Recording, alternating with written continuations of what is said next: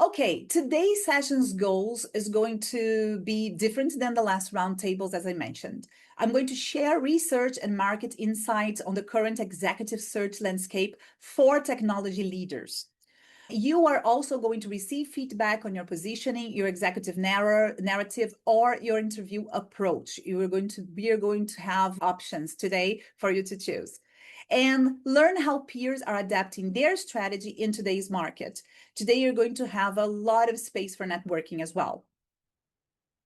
So let's dig into the data. So what was the most important data that I got to build up this report? So the main one, and I'm going to share in the chat with you, is Deloitte's. Because Deloitte's 2026 Global Technology Leadership Study is very focused on tech. So they even have the perspective, they divided the perspectives and the data from CIOs, CSOs, CTOs. So it's very specific. There's a lot of things I think it's worth for you to dig into. The other ones I think are not that relevant for you to read it entirely. So that's why I picked up the most important things and I brought to you today. So this is, let me share with you in the chat, this one, Deloitte's, because you might want to use that during the groups. But don't open it now, okay? Just open it, but pay attention here because I summarized the most important things for you. Okay. The first thing I would like for you to pay attention to is the blind spots in tech executives, the career-wise. Here, what is the thing that when tech leaders are introducing themselves, what is the mark they're missing according to CEOs and according to these executive firms? First of all, you can see a difference in tech leaders' priorities and tech leaders' KPIs. What does that mean? It means that tech leaders are usually aware of their business priorities, like delivering measurable business outcomes through technology, ensure compliance with evolving digital regulations, embed cybersecurity and digital resilience across the organization, or expand and retain top talents. So this research showed that tech leaders are aware of this. But when they measure success, when they talk about their success, how they measure the success and how they expect, they turn into the KPIs don't match these priorities. So I took the most important ones for each of these types of tech leaders. So CIOs, most of them are saying that measurable AI adoption and value realization is the way they're going to measure their business, their success as CIOs. While CTO says that it's AI-enabled automation and innovation velocity. Bet on security embedded into AI initiatives, and the CDAO's business value created from data and AI. So I would like to ask you, looking at this data, and you can open the microphone and speak, what is it that you see? What's the blind spot here? Do you see any type of pattern or any type of mindset that can be getting in the way? Is this the difference between talking tech and talking business? Because what a CEO wants to hear is not, I embedded AI and 400 people use it. What they want to hear is that saved 1,000 hours a week and that's worth 25 people. So there's a cost saving there of 25 salaries a year. Exactly. It's the communication, how you are, the priority that you have, that you are aware is not the same that you value deep inside of you. So you think that in the end, it's about a task mindset. So you see, the example that you gave, Ian, was perfect. When the business communication, it's connected to the leader's priorities, which is what people are going to measure you during interviews, during networking situations. But in the end, the expert mindset takes ownership of your attitudes, and on the daily routines, tech leaders are not measuring the priorities. They are measuring tasks.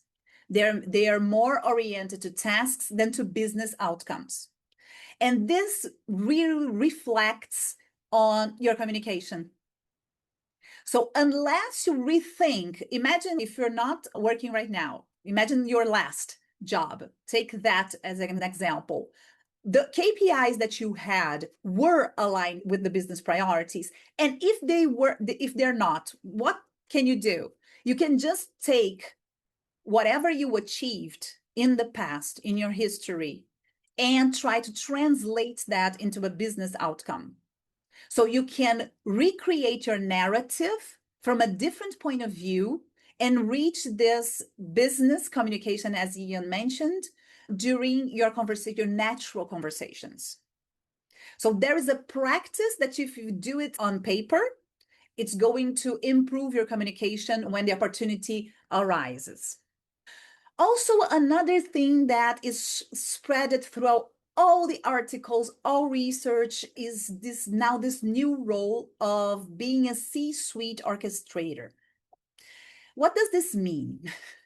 This means that they are talking about the CTO taking charge of saying what the business should look like. This is new. This is a new expectation. I have never seen this before, but 71% of big companies have 5 or more C-suite tech leaders, only tech leaders. And if you are in a medium company, now you are going to have, maybe you are going to be the higher authority in tech in your company, but then the other CXOs, they're lost. They don't know what AI is for.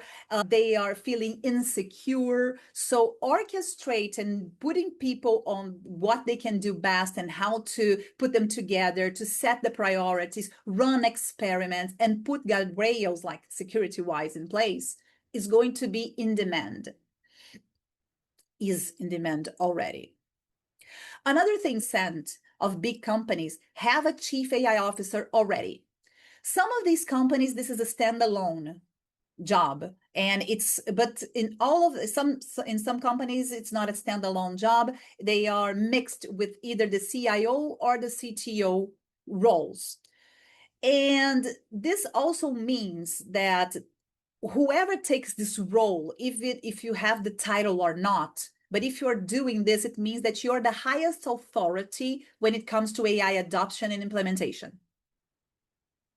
So it doesn't matter what if the company opens a position that they call chief AI officer or they don't. What you have to assess in those opportunities is if it's going to be the highest authority in AI adoption or not.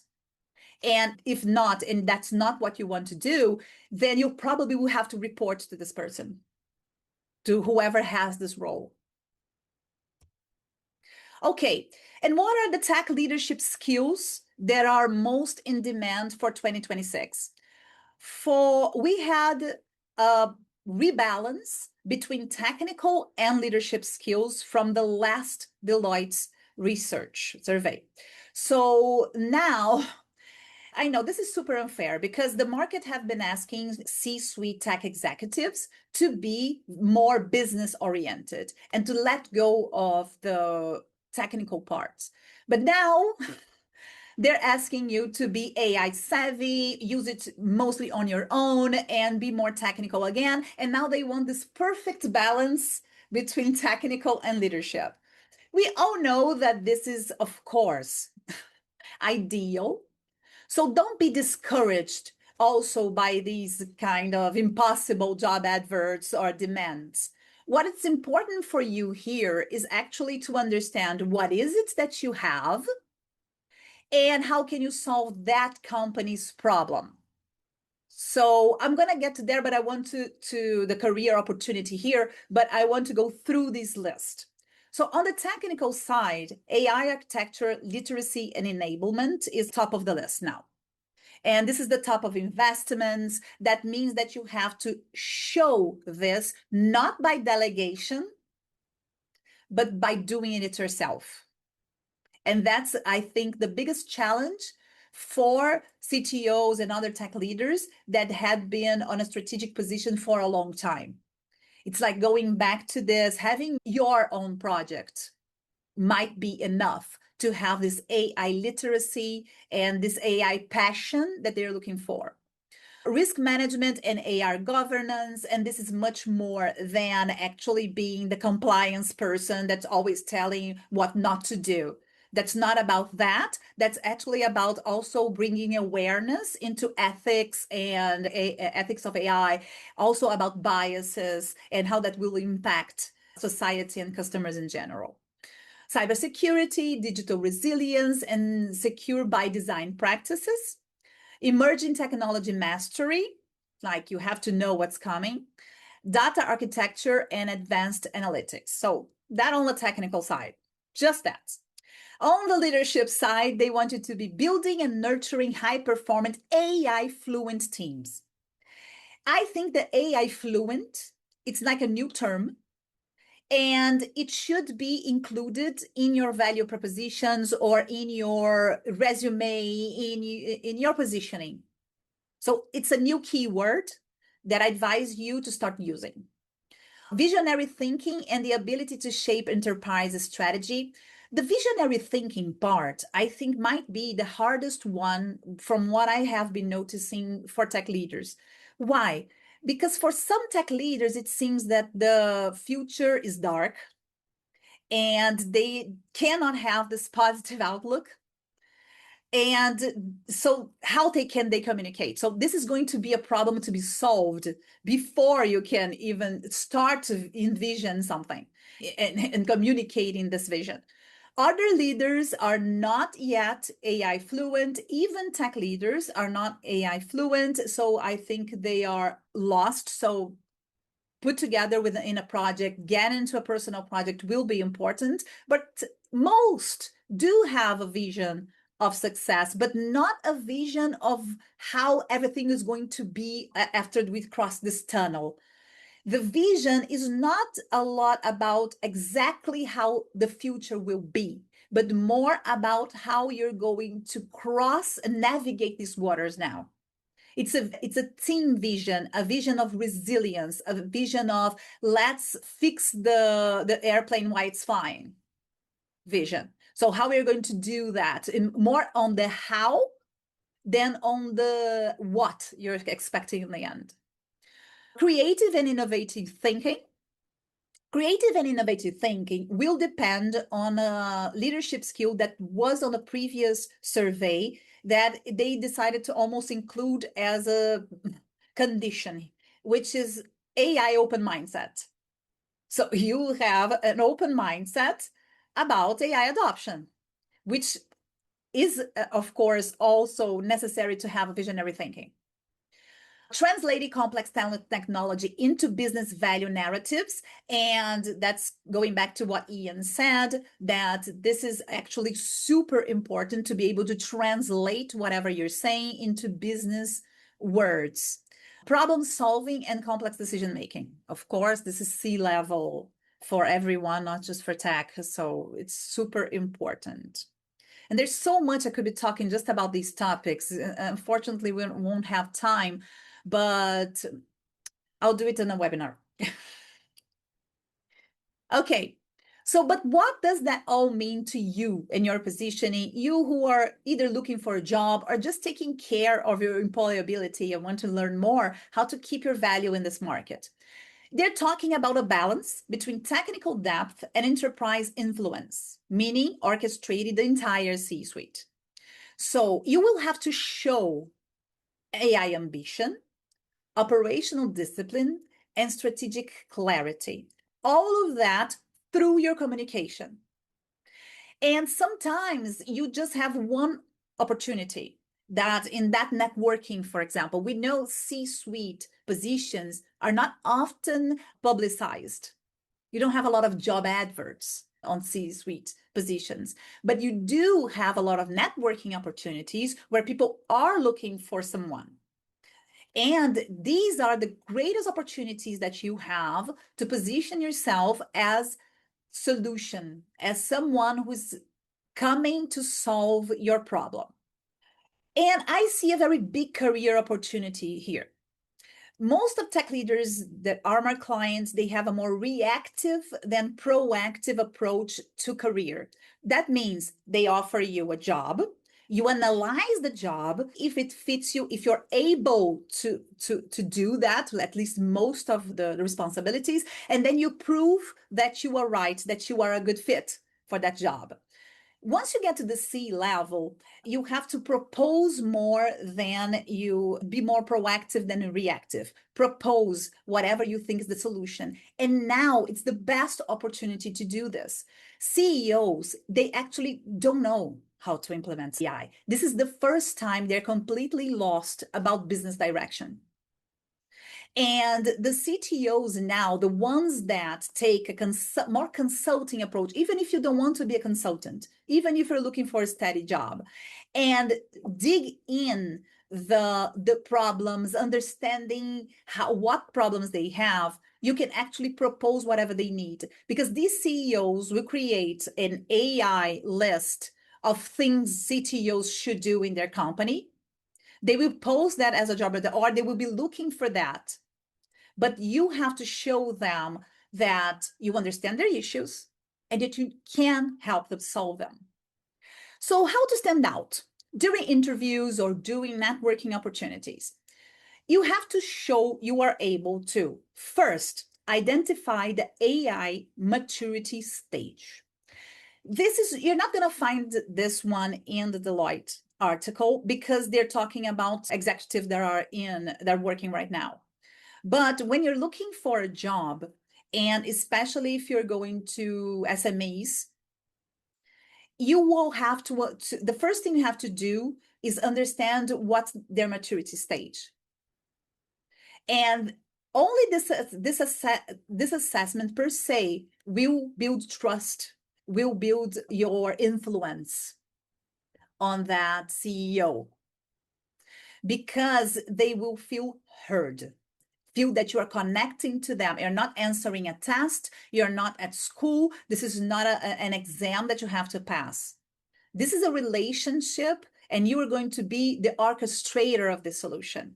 So when you start identifying AI maturity stage, asking more about the company than trying to prove yourself, you will have more opportunity to build influence. So whatever you have to, in your experience, that you have to search for and translate, anticipate and shape what AI changes next. So this is what you will have to say in the future, whatever you think is the coming AI thing, but you will also have to study their organization to understand what AI changes next in their business. Make the hard technology trade-offs, navigate, and this, for instance, make the hard technology trade-offs. Even if you had not done that with AI, you have experience with other types of technology. You just have to show that this experience is transferable to the AI dynamic, and that you know what the challenge is. So I think that my previous experience with for instance, the hard technology trade-offs can be used now with AI, although I know AI is also an identity crisis for most engineers, for instance. Navigate risk without stalling the progress. Okay, so what does this mean in terms of communication? Try to avoid putting the obstacles first. Tech minds tend to, when they are in an interview, the CEO is happy, they're showing very enthusiasm about a new project, but you, as a tech leader, spotted immediately something wrong with that. And that's okay, take note, but don't make that the first thing you say. Don't discourage these CEOs, which I think it's a kind of common mistake. Co-lead don't just collaborate. How you're going to show that? By showing how you collaborated with other C-levels, head of departments in your career, including this type of narrative into your conversations. Make an AI an enterprise muscle, not an IT project. This means like redesigning the business, thinking like AI first company instead of this is just for efficiency. We want to go over efficiency. We want to augment and innovate. and show up as a business executive, not just a technologist. Not just because now they want you to be that as well. Okay, so now I'm going to open for a few questions before we join into the dynamic. But I wanted to leave you this message. If the past decade was about earning a seat at the table, this decade is about using it to reinvent the enterprise. So if you don't yet feel you earned a seat on the table, you're late. Now it's time to exert this influence. If you don't have it yourself, what this research is saying is that the market already feels like the CTO, the CIO, the CSO, they are part of the C-suite.